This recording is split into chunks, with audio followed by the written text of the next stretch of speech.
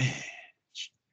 And on this podcast, we normally focus on the Weird War Tales comic book series published by DC Comics from 1971 to 1983. However, we're going on a special mission this time, a fan-voted special mission. This is the result of the Intel Report fan poll for this year of the show. So this time around, we're taking a look at not an updated Weird War Tales miniseries, not Weird War Tales itself, but a completely separate comic book, a graphic novel by the name of The House. But first, Rich is going to add another possible candidate to the Intel Report pile and talk to you about whatever the heck he wants to for a bit right now. Intel Report. Journey into Mystery. Birth of Krakoa. A 2018 Marvel one-shot that might be a special mission someday if you vote for it. Script by Dennis Hopeless Hallam. Art by Jabril Morissette Fan. In the dying days of World War II, Sergeant Fury and his howling commandos are winging their way home from a mission in the Pacific when a U.S. bomber test drops a nuclear weapon on a nearby island. The blast knocks the Howlers out of the air and forces them to crash land on the island. But strange things start to happen to the stranded commandos as Krakoa, the island that walks like a man, becomes sentient. Decades before the X-Men exist, how can the Howlers hope to survive? Title detail. The House is a 1999 184-page softcover graphic novel released by Dark Horse. Script by Philip Setti and Drew Zucker, art by Drew Zucker. As Max said, this is the winner of the second annual fan-voted Intel Report special mission with the grand total of 3 votes. 3 votes. People, come on. We can definitely do better. Cover detail. Night. 6 American GIs follow a massive blood trail that leads to the open front door of a well-lit mansion in the forest. Behind the mansion looms a towering, laughing skull in an American World War II helmet and uniform. Date of release, November 3rd, 2021. Max, how about some CNC? Hey, I'm starting off with the positive foot forward here. I liked everything about this cover. The giant skull in the background harkens back to our beloved WWT, as well as my own personally beloved tradition in Golden Age comics of portraying the hero or the villain as a completely out-of-scale giant on the cover, menacing the populace or the criminal element as appropriate. The coloring is subtle but expertly done too. Look at the way the host's hovering head and helmet correspond with the scenery. The dark black of the night sky up top, the misty blue of the lower atmosphere, and the green of the forest along with the roof of the house. It just all blends in with the color elements of the skeleton's head and clothing itself. And that, yes, more than copiously wide, as you'll get to, trail of dark red blood draws our eyes to the tiny, vulnerable-looking protagonists of this tale. And I think the logo is great too. It's simple, but I like the inverted cross worked into it. It's effective. I like it. Great work all around. The cover pulled me in at Albany Comic-Con a couple of years back when I was looking for content for the show. The blazing lights of the mansion are very inviting, which is obviously the trap that Death, or whoever, has set. The night sky effect is very well done, but I gotta say, look at the size of that blood trail. It looks like a couple of elephants bled out there. It's kind of like horror movie 101, where the good guys make a series of really bad decisions that get at least half of them killed. No freaking way, Sarge. I'll stay out here and freeze or let the Germans get me. I like it. Quick sidebar, this book did not have a cover photo in the Grand Comics database before, but it does now. You're welcome. See, that's rich, people. He's going around like the fairy godfather of all of these websites that have missing images or information, and he's filling in those holes for you. Okay, and yeah, I said in my, I just it is ridiculous. I like looking at it. I get the comic up in my Kindle window. Spoiler alert! When I get to how I read this thing over here, and it is like they're standing in like a backyard pool of blood. So they should have gotten a hint from the cover image, but I still say as a visual piece of graphic design, it works well. So whatever. We're going to get on from the cover and turn the page to what's inside this massive graphic novel. There are no chapters at all. So we're going to be doing a little back and forth here. Just like our Haunted Tank special mission to keep this from being a 4-hour episode, whole pages that didn't have a material contribution to the story flow are going to be glazed over or ignored. Like there's a prequel episode that I didn't do anything at all with, just to keep it clicking. All right. So let's get started, shall we? December 20th, 1944. The Battle of the Bulge near Bastogne. A burst of German machine gun fire cuts down PFC Weatherson, and Sergeant Stone and the rest of the squad return fire. Sergeant Stone? Really? PFC Merkley and Private Harker outflanked the enemy position on one side as Corporal Lyle and Private Garcia outflank it on the other. Caught in a crossfire, the two surviving Germans surrender. Merkley isn't in a prisoner-taking mood, however. Next time, run away if you're not going to fight. Chicken is chicken. He places his .45 against the forehead of one of the POWs and fires. Stone chews Merkley out, who isn't fazed by it. The medic, PFC King, patches up Stone's arm wound as the sergeant issues his orders. They have a valuable prisoner that the OSS can get intel out of if they bring him back in. It's not a popular decision, but the squad obeys. As the squad moves out, Harker pushes Stabsgefreiter Klein in front of him, and Merkley throws Weatherson's body over his shoulders. It begins to snow as the column moves through the forest, quickly increasing in intensity. They need to find shelter. Almost on cue, as the column crests a small rise, they find an abandoned mansion. The answer to their prayers. But the POW screams in terror and starts jabbering away in rapid-fire German as he tries to flee. I can't make it out, King says. He's going too fast. Something about the house or something. Butt stroke from a rifle silences the prisoner. That's so. Thanks for your valuable insight, Lyle sneers. Stone orders the squad to spread out and secure the area. Harker isn't sure. They're in the middle of enemy territory and the house isn't on any map, but Stone has made up his mind. That house might be the only chance they have to survive the storm. Spread out and secure it. That's an order. Harker obeys. A shadow in the distance near the house catches his eye briefly before he moves, but in a second glance, it's gone. King scoops up the unconscious POW as the squad runs to the mansion's front door. Quietly placing Weatherson safely on the porch, the double doors are thrown open and the squad charges inside. "Man out," Stone commands. "Check the house." Harker walks over to a cracked mirror and looks at it. His own face, with half the skin torn off, looks back at him. It moans. Harker jumps back in shock, dropping his helmet.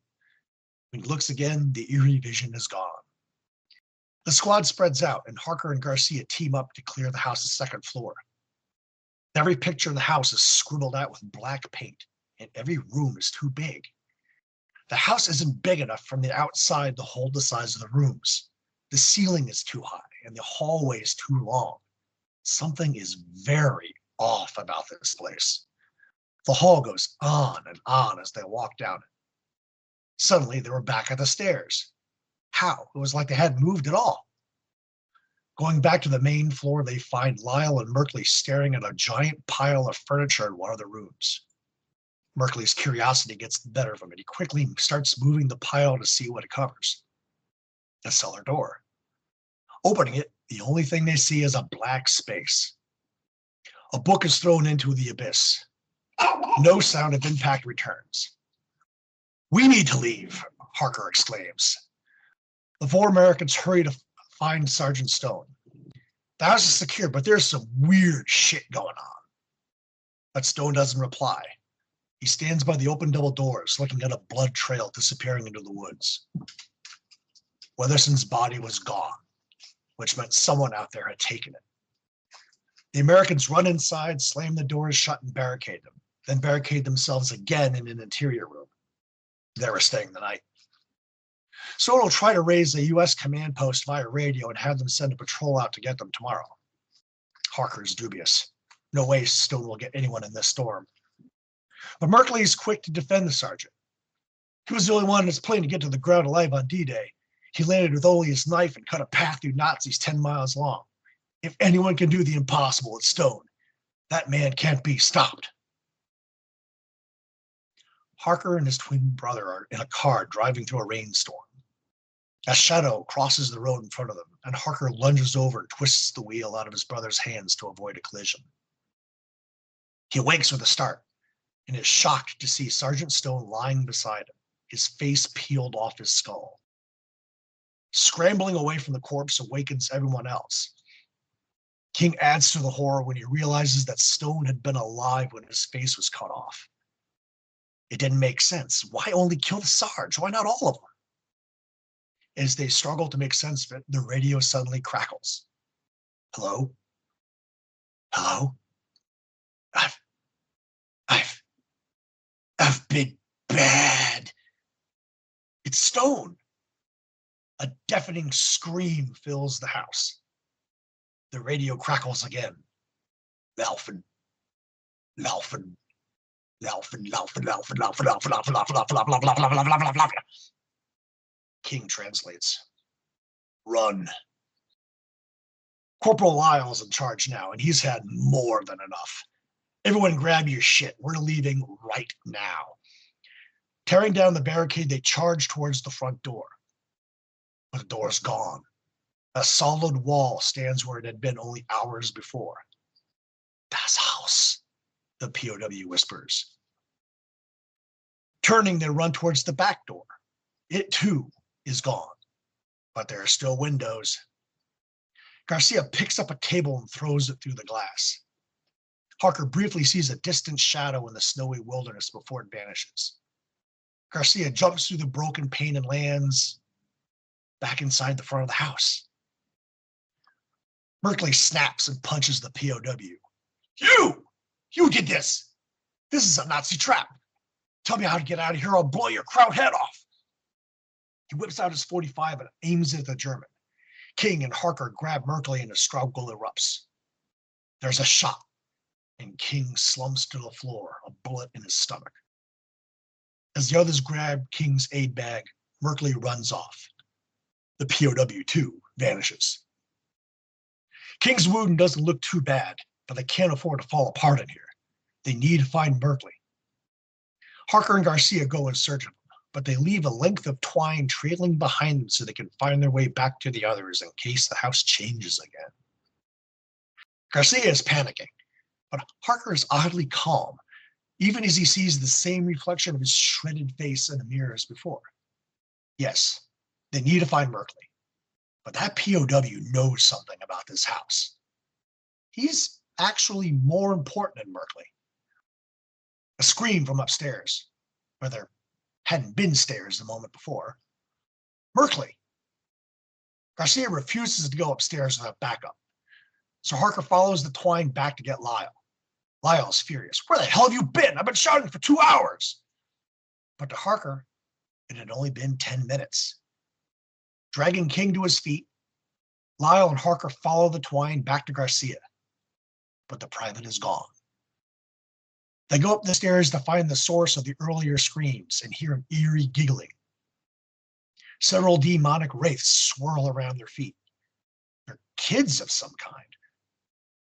Lyle tosses King over his shoulder and they run down the hall away from him. They follow a thick blood trail into a room where they're surprised to find Garcia and Merkley cowering on the floor. Don't let them in, Garcia cries. The blood trail vanishes.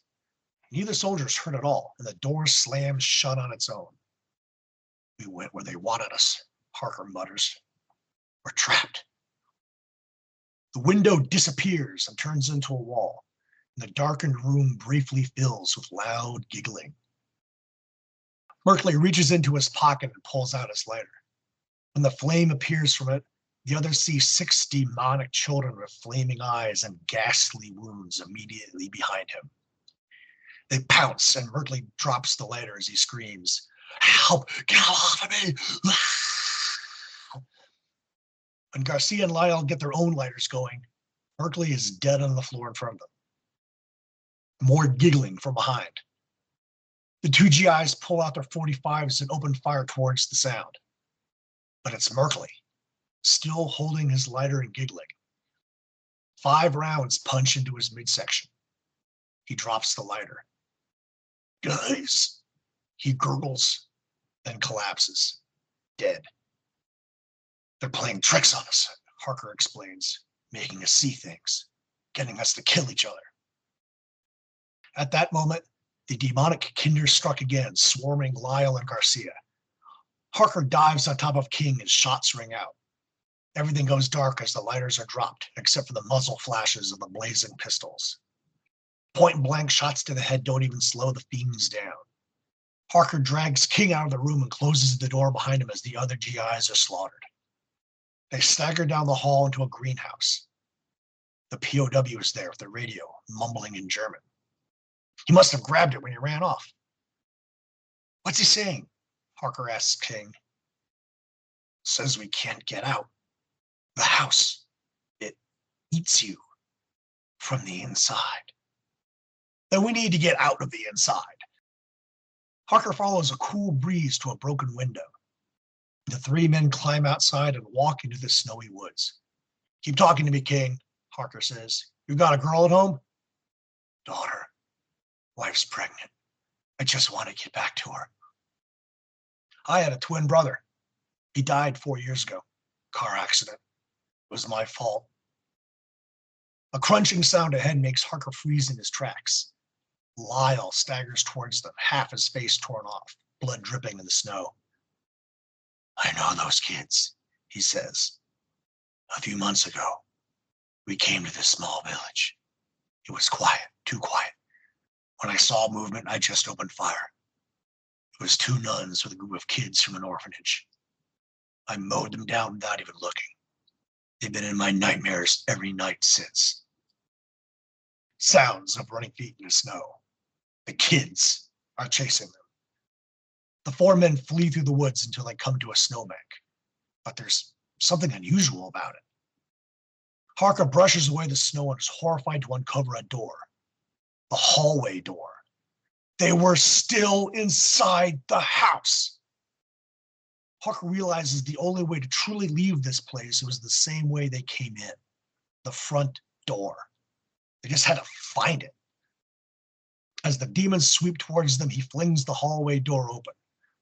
The 4 of them barely manage to get through in time to slam it shut in the demons' faces. As they run down the hall, the door explodes as the giggling demons charge after them. Lyle turns and empties a 20-round magazine from his Thompson into the pursuers, but it doesn't stop them. Dropping his empty weapon, he pulls out his .45 and chambers around. "Come on, you little bastards." But before he can fire, 3 of them attack and throw him to the floor. The rest swoop on by, knocking Harker and King down a flight of stairs. Stunned by the fall, Harker can only stare as a demon leers directly into his eyes. But Lyle isn't out of the fight. With a desperate kick, he sends the 3 demons that are smothering and flying.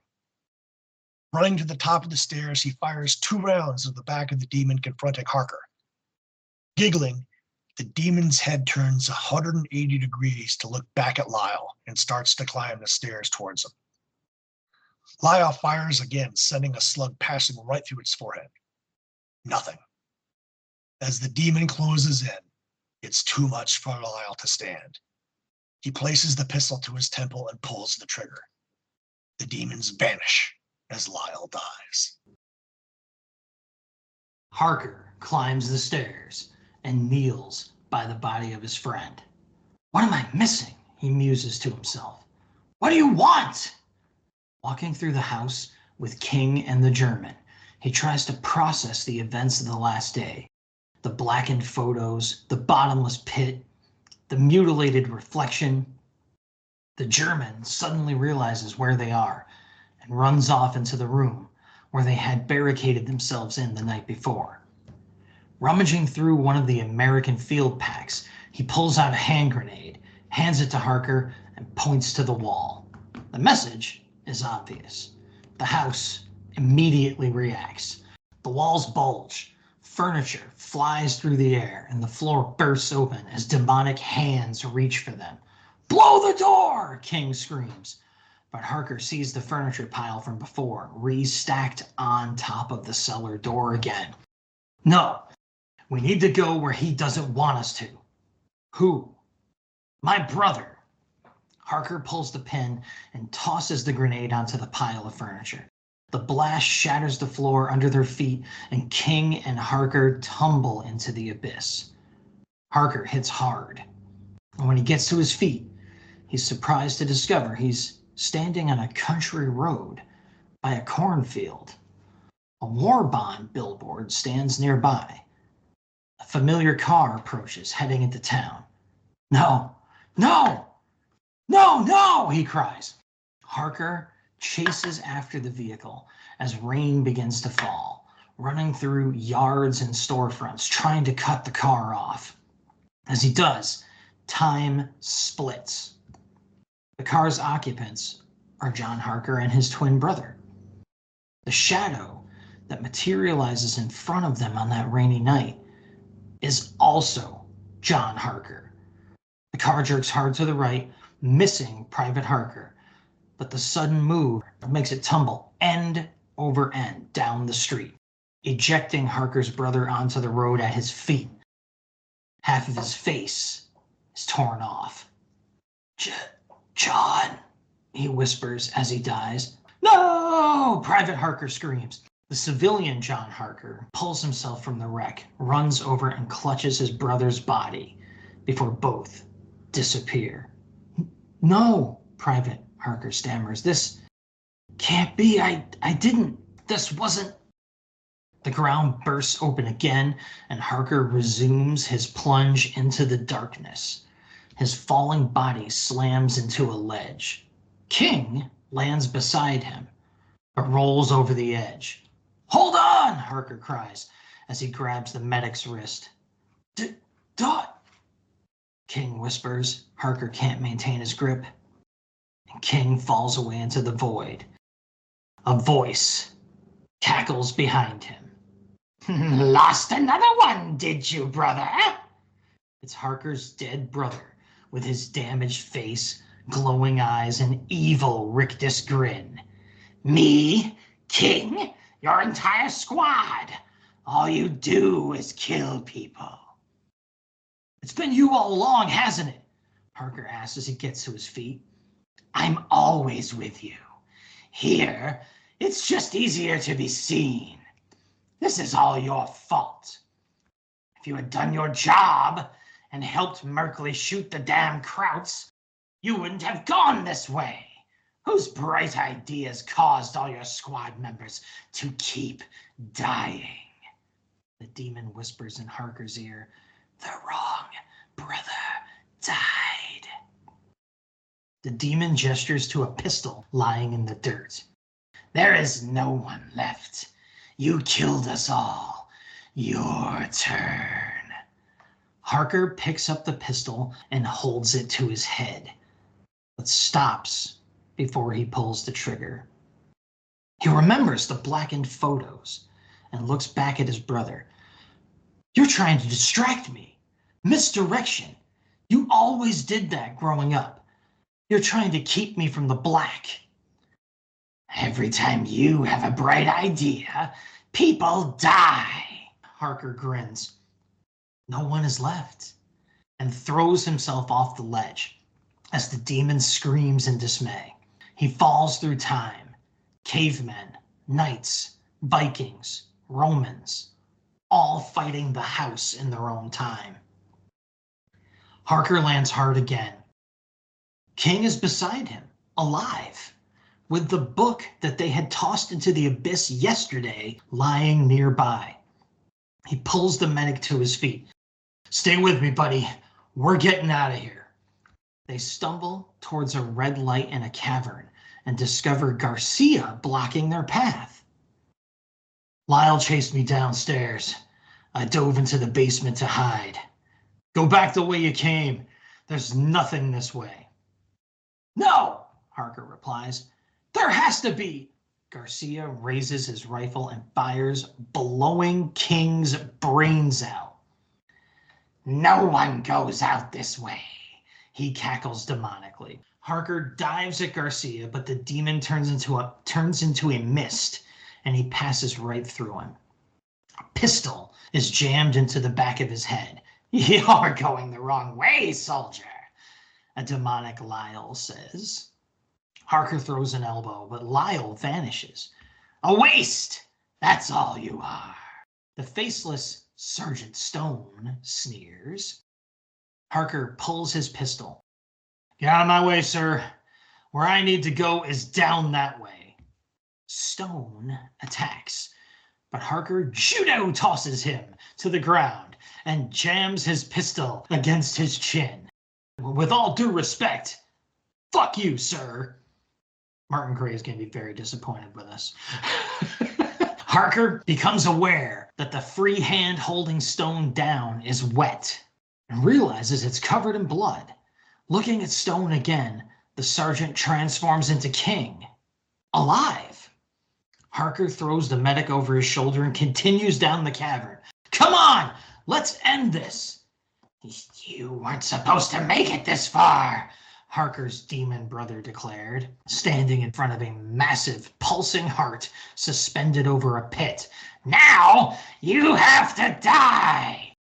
Harker puts King down and faces his doppelganger. "See, the thing is, my brother has a scar on his other hand." As the demon checks its hands, Harker grabs its wrist. "You can't hurt me. You can't hurt any of us. You can only feed off our memories and guilt and get us to hurt each other. If you read my mind, you only saw the reverse image of what I see. So you got it wrong. You're not my brother. You're not those kids. You're only what we think you are. And I think you are nothing." "No!" the demon roars. It mutates and grows, towering over Harker as it screams in rage. But Harker's eyes are closed as he calmly repeats the same word over and over. Nothing, nothing, nothing. Finally, opening his eyes, he raises his .45 and opens fire. The rounds pass through the demon and rip into the beating heart behind it. The demon howls, then vanishes as the heart stops. A deep rumbling begins to shake the cave as it begins to collapse. Grabbing King, Harker climbs up the steep stone face as rocks begin to crash down. Somehow approaching the top with his burden, he starts to slip. But the German magically appears and clutches his hand before the two Americans can fall, pulling them to safety in the snowy woods.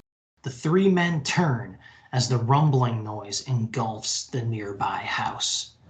With a roar, the house collapses in on itself and falls into the cavern.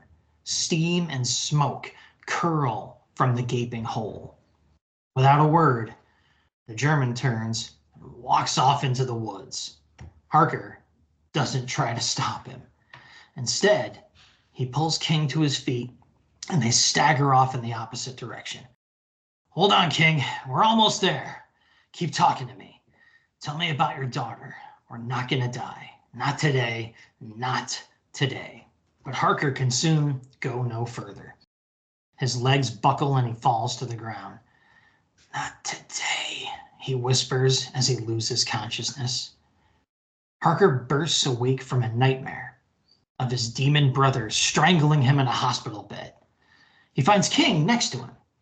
A patrol had found them and brought them in last night. King can't remember much of the last day or two, or how they got out of the house, but he knows he owes Harker his life. Harker gets out of bed, wraps the blanket around his shoulder as he looks out the window into nighttime Bastogne. It's snowing and bustling with military activity. I don't really know if we did get out, he mumbles. Postscript. 40 years later, two punk German teenagers stumble upon the opening to a cave in the woods. The girl is adventurous and wants to have some fun in the dark. The boy isn't so sure, but he follows her inside, and the entrance closes behind them. The end. Or is it? Or is it? To kill joy. These pages aren't numbered, so keeping track of specific panels is difficult. Like I said before, I skipped a longer prelude and a postscript. So if you're following along, my page count starts at PFC Weatherson's death. Page 2, panel 1. 12 miles northwest Bastogne, Luxembourg. As any student of the Battle of the Bulge will tell you, Bastogne is in Belgium. Not a good start, but I looked at the map and 12 miles southeast of Bastogne will get you into Luxembourg. Still need to look at a map, guys. The Americans are wearing flag patches on their uniforms, page 3, panel 1. The 101st didn't wear flag patches during the Bulge. In fact, they never wore them at all. In Overlord and Market Garden, they wore flag armbands during the combat jumps. The Screaming Eagles were thrown into the Bulge fighting from a rest area and didn't need to bother. In the next panel, PFC King tackles Sergeant Stone out of the line of enemy fire. King is wearing what appears to be a big red hunting cap. Maybe that's a private purchase. It sure as hell isn't government issue. In a winter environment, King is just begging to get shot. Page 5, panel 1. Sergeant Stone wants the POW to be taken back to the OSS to see what they can get out of him. The Office of Strategic Services was more in the spying, sabotage, and resistance game. Intel gathering was on the strategic level, not tactical. It's much more likely he'd be handed over to Division G2, which is intelligence. Panel 4 of the same page appears to show Stabsgefreiter Klein with SS insignia on his jacket. The Waffen SS didn't have Stabsgefreiters. It was a regular German army rank, roughly equivalent to a corporal. I suppose I could technically Killjoy Sarge's thick beard, but December of 44 was brutally cold, and shaving regs at the front can be pretty lax. Page 16, panel 6. Private Garcia is humping the BAR and the radio? Who'd he piss off? That's a lot of weight. There's no way the BAR man would also be carrying the radio. Remember what I said in our Sergeant Rock special mission about BAR men having low life expectancies? You don't need your radio man with an extra target on him like that. Even G.I. Joe knew that those needed to be two separate people. And knowing is half the battle. Page 61, panel 3 of Lyle and Garcia blazing away at their 45s. I know it's handy for the story using sidearms versus long arms, but the average enlisted U.S. infantryman never carries a pistol. The guys lugging around rocket launchers and belt-fed machine guns might, but they're exceptions to the rule. Page 118, panel 4, Harker is calling the demonic Sergeant Stone Sir. As we all know, sergeants aren't sirs. We work for a living. I'm also not really sure how Harker carries the dead weight King up that rock face with no rope or straps to help him do it. Dun, dun, dun. Comments and combinations. 2 dedications in the book lunge out. The first is to the creator's friend and mentor, comic artist Tom Lyle, who died in 2019 at the age of 66 of a brain aneurysm. I didn't know he was gone until I read it there. He did work in one of the many Punisher books back in the 90s, which is where I got familiar with his work. I don't doubt for a nanosecond Corporal Lyle is named for him. Out of curiosity, I checked his Find a Grave page, and there are no burial details listed. There was no photo of Lyle either, but you know me, I took care of that. A second dedication is to Philip Sevy's great uncle Tom, who was killed in action at the Bulge. Salute. I give Zucker some credit for his research early on. The spade depicted on the Americans' helmets means they belong to the 506th Parachute Infantry Regiment of the 101st Airborne Division, who famously made their stand at Bastogne during the Bulge. I'll use the aforementioned page 3, panel 1 for the example. Or maybe he just watched Band Brothers. Quick note, a snide nickname for the Screaming Eagles, usually from other units, is the Puking Buzzards. Just putting that out there. This is one case of not having a text translation bar actually works because you don't understand what the German is saying. I ran everything through a translation program and he was saying exactly what you thought he was saying. I warned you, no escape. The house eats you from the inside and such. Well, I like the way the German was named early in the story, Stabsgefreiter Klein, which helps humanize him for us in this tale. He's never called by name, which I suppose is fair enough under these circumstances. How'd he get out of the house anyway? I much rather would have liked to have had Harker's twin brother be named somewhere in the story. Give me a Dan, an Ed, a Mike, or something. Made scripting a bit harder than it needed to be. One wonders how Klein knew about the house. Probably local legends, one of those no one who enters is ever seen again type stories handed down through the generations. He tried to warn the GIs. I also wonder what personal demon killed Sergeant Stone. You can let your mind wander on that a bit. To the story. While it certainly had its moments, for the most part, I didn't care much for Zucker's art. Unbalanced facial expressions, body posture, Garcia's glasses being too small in his face in some panels. Things often looked too stiff and unrealistic. I'll use page 21, panel 2 of the reaction to Weatherson's body vanishing to prove my point. Look at that face. There are 2 panels of the bearded Sarge looking like a dog that's just been scolded. Page 20, panel 2. Maybe he's just one of those artists that has issues drawing people. A side benefit of that, though, is that it aided the demon's appearances. He did a pretty good job of the physical elements of the house.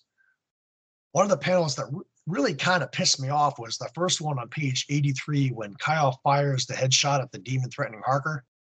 Every other time a pistol sound effect, it's a solid bang. Here it's a tiny, little, barely visible pachoo. Maybe the creators are trying to portray how ineffectual the effort was. I doubt it. I almost feel like it's the old pew, pew, pew joke. But it's a graphic novel, so there had to be a bunch of panels that I liked, just by sheer volume. Page 1, panel 1, the Frank Miller-esque red on black death of PFC Weatherson. Page 6, panel 1, the column marching in the blizzard. Page 35, panel 1. There are times when Garcia's glasses are done right, and it often makes him look like the badass of the group. This is one of those times, of him climbing out the window. Page 59, panel 6. Merkley holding the lighter, almost as if in prayer, illuminating the demon spawn behind him about to pounce. All of page 63 works. Lyle and Garcia getting swarmed, dropping their lighters as Harker protects King when the lead starts flying. Same as 78, 79. Harker trying to fend off the attacking Hellspawn. Page 106. Harker's brother looks more than a bit like the Joker. Page 112. The house through the ages caught me. I like how Harker put all the clues together, and at the end he's all, eat it, buddy, towards his brother on page 122 and 123. The fade out scene of Bastogne on page 135 is a nice closer. For the second time in a row, I took advantage of Amazon's much maligned and badly battered Comixology service to purchase a digital copy of this graphic novel for only $11.99. Because I didn't have a copy of this. And, what am I going to do? Have Rich take a picture of every page and send it to me. So, once again, I used that service that everyone says has been destroyed. And in some ways it has. But I had an absolutely easy time reading it on my Fire Tablet's Kindle app. Should we be getting some ad money from old PP Rocket Bezos at this point or what? Okay, self-sabotaged attempt at courting a sponsorship aside, let's see what I actually thought of the story, hey? The 8-page prologue, which we did not synopsize, Belgium 1476, worked really well for me. And it could have been a stumbling block, what with the narrative captions accompanying the visuals not coinciding with those images. Portrayed in the panels, there was completely different narrative going on visually. But somehow, I got what was going on almost immediately, and I appreciated the story being told even more than if either events had been left to stand alone, which I'll get to. I will admit, as Rich said, this artist's grasp of human faces is a bit loose, but I feel like this is a first big swing by a relatively young talent, and the storytelling on display here is strong enough for me to forgive it. Did I notice that the faces were weird? Oh, sure. But it didn't hamper my enjoyment of the story at all. The 2-page credit sequence kept the positive vibes flowing for me, with the time travel panels showing us the various stages of the house's existence over the millennia, interspersed with the creator's credits. It's a well-executed example of modern comics' tendency to reach for a cinematic feel, but without sacrificing the tools of the comic book medium at the same time. The same can't quite be said of the rest of the story. There is a paucity of narrative captions in the traditional Weird War Tales era sense of things. And as Rich mentioned, the dialogue doesn't quite do the work of making sure you know who everyone is at all times. This is a pretty modern comic, though, one of the newest ones, if not the newest one we've done on the show. And that's just the way things have been for quite some time now. I still feel it's a mistake overall to lean so hard into letting the art tell the story when comic books, in my opinion, work best when they create an alchemy between the pictures and the words. It's almost as though that's the basic design of the medium. Now, that's not to say that this story doesn't work here or that it's not engaging or effective. I just feel it could have been more so with a touch of what is by now looked upon as old school storytelling techniques. Now, since I've been casting stones for a little bit, surprise, let me make sure I don't forget to throw a few compliments at the creative team here too. Frequent listeners of the show will know that one of the things I am always going on and on about is a sense of place in comic book art. Given that this book is called The House, it had better be able to convey a pretty solid sense of place, right? Well, this team nails that action item down well before we even get to the inside of the titular domicile. The shootout in the woods in the actual opening scene, where our synopsis begins, changes perspective constantly but consistently, using creative panel and page layouts, and just generally manages the chaos of the conflict and the aftermath without once making the reader feel lost or like they're just watching figures float around in a void. Page 7, panel 1, is a particularly great aerial shot of the group trudging their way through the snowy forest. That's location 25 of 183 for those reading along with me on Kindle. Although, when you look at the Kindle book on the browser, like I have it open right now, it's got page numbers. So it depends where you read it. So that sucks. That has nothing to do with the story.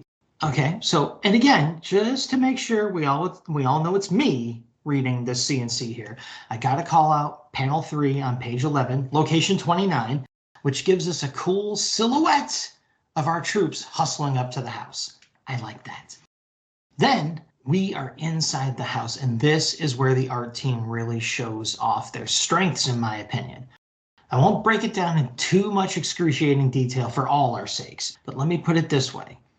The art team is able to maintain a strong sense of place and detailed visual consistency inside of a house that is by its very nature not a solid stationary object, and a building that constantly reshapes itself to confuse, terrorize, and trap its occupants. The reader, me, never feels any more lost than they are supposed to make the story feel effective.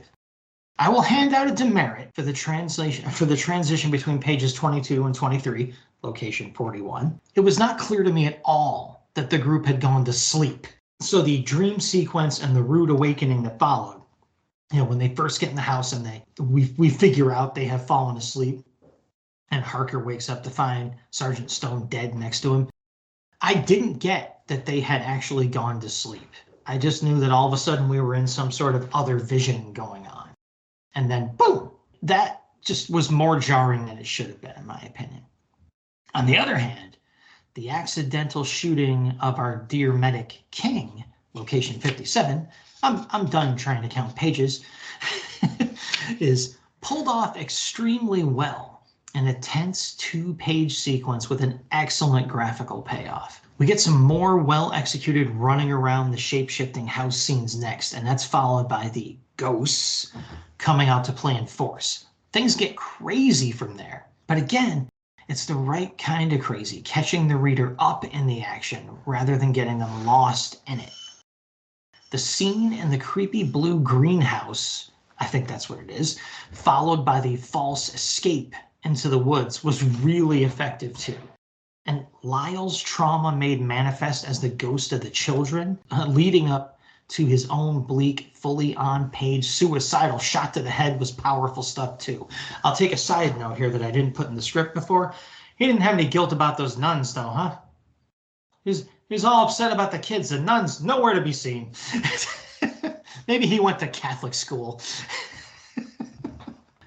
Crap. Seems the house has some interest in making people face their darkest moments, huh? In location 111, okay, so there you go. The 2-page sequence where our main character falls into the pit to face his brother. We get a little break from what I haven't complained about yet, but here I come. The slavishly realistic coloring of modern comic books. Now, I can see why this team might have stuck with this approach regardless, as using my more preferred expressionistic coloring techniques could have messed with that sense of place that I was praising them for. So it doesn't strike me as much of a missed opportunity as I usually feel it is in more modern comic books. But in this sequence, where Harker is falling down into the abyss, we get a nice abstract and moody panel of our guy falling down the memory hole, and some decently expressionistic coloring on the scenes that immediately follow as well. I, for one, appreciated it. The irony of our protagonist, what's his name again? Oh, yeah, Harker, serving as the very person that he and his brother were swerving to avoid in the road, was a classic touch, very Twilight Zone. So that, another tie to Weird War Tales right there, even if I had to tie it myself. Even if it was just the spirit of the house messing with him for its emotional dietary purposes.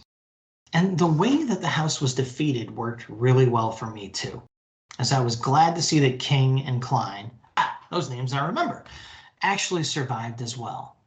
I didn't quite get the postscript scene with the German punks, but I imagine it was just the usual, see, someone else has fed the house. It will be back kind of horror movie ending. I really, though, enjoyed something else we didn't synopsize, but was very cool. The repeat of the prologue from the very beginning of the story. But this time it's synced up with some very important graphical accompaniment that made our old-timers lament far more chilling than he wanted to think it was. So in the beginning, you have this disconnected narrative from these images that are happening. And you kind of feel sorry for whoever this dude is that's writing this diary that you're reading. When you see the images that go along with that diary here in the follow-up at the very end, you don't feel quite so sorry for him anymore. That's all I'll say. Bonus content for you all to discover when you look up this graphic novel. And the collection ends with a cover gallery, and they are all pretty great. We also get a behind the scenes notes and sketches section that was pretty cool too. So as an entire package, I really enjoyed this one. I read it 3 times for the show, and I still liked it each time through. So being a graphic novel, we didn't have a letters page or any ads. This, if this did come out as individual issues, they didn't reprint any of that content in here. So we will skip right on to a section of the show we call Got Any Last Words? And I have some, and I will say them. And they are: I never would have bothered with this story if it hadn't become homework for the show. Partly because Rich would have badmouthed it to me. Spoilers! But I'm glad that I did it now. If you listen to doofuses like me, then you'd get a hearty recommendation to read this story for spooky season. But wait! Some other kind of doofus approaches. Where? Ah, damn it. While crafting the script didn't take as long as I feared for a non-page numbered no chapter break publication, those same faults made my CNC take forever as I flipped back and forth, counting pages, looking for call-outs, etc. All in all, the story had plot holes, and the art of the people wasn't that great. If the fans hadn't selected this one, I can assure you, I never would have for a special mission. In fact, I gave this to my son months ago and had to ask for it back for this episode. So yeah, my first ever special mission, thumbs down. I just want to send out a personal thank you to the 3 fans that voted for this one and made Rich have to do all that. Did you ever know that you're my 3 heroes? Right, so there's a song there somewhere. And thank goodness I'm not going to try to sing it. So right. Remember, people, you can check out all this stuff and tell us what you thought about it on our amazing Facebook page, which I begrudgingly admit is made so by our esteemed co-host, Rich. It's a kick-ass Facebook page. I'm members of tons of Facebook pages. Ours is better than all of them. I said it. What are you going to do? All right. So when you go to that Facebook page, one of the things you can do is you can send us a message on Facebook Messenger with a picture of some Weird Warriors podcast merch that you bought on redbubble.com. I'm not getting into all the details because that sentence made sense. All right. And if you send us a picture of that merch that you bought, you could be holding it, whatever. You don't have to show your whole mug to us if you're, trying to save your good looks for someone else. You don't want the AI to scrape your image. Fine. But send that to us and Rich will send you a Sam Star. And again, you should know what that is. Okay? So that's my version of being informative and lucid even. That brings us on to the scuttlebutt, which all we really got for the scuttlebutt here is, hey, I'm going to bring back the nicer side of the show. My good buddy Rich, who is going to give you something else even besides a Sam Star and his hard work on the Facebook page. He's going to give you a teaser for our next episode. Weird War Tales 60. Another full-length battle tale. The Hindenburg.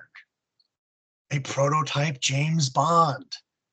An Italian B-movie reached my spotlighted ad. That alone should make you pine for the next episode. Be here, paisans.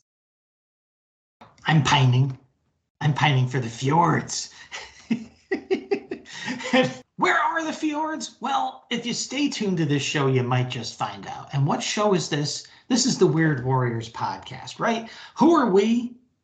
We're the Weird Warriors. We're the Battling Bros. I'm Max. He's Rich. Once again, this is the Weird Warriors podcast, and that's a podcast where Rich and I promise to make war. No more. There we go.